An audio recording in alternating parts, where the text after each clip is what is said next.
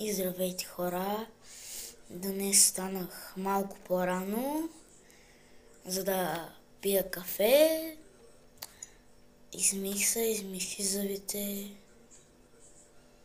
Ето е прическата.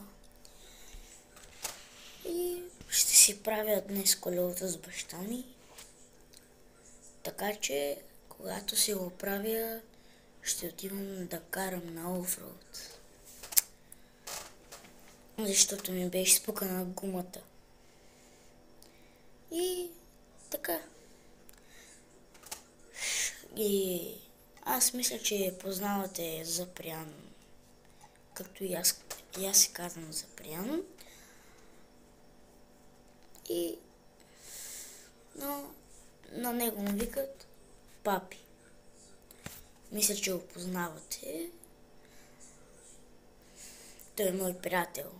И на него му е развалено колелото. И двете гуми.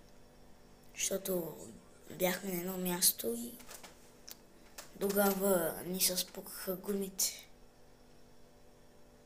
И така.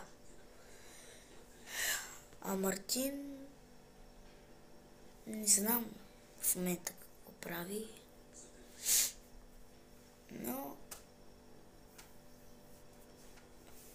когато си оправи колелото, ще викна него и Ангел и някой друг. Не знам, сигурно ще сме ние и ще отиваме в детската градинка. Ще стоим малко, ще играем. И Даниел май ще дойде. Не знам.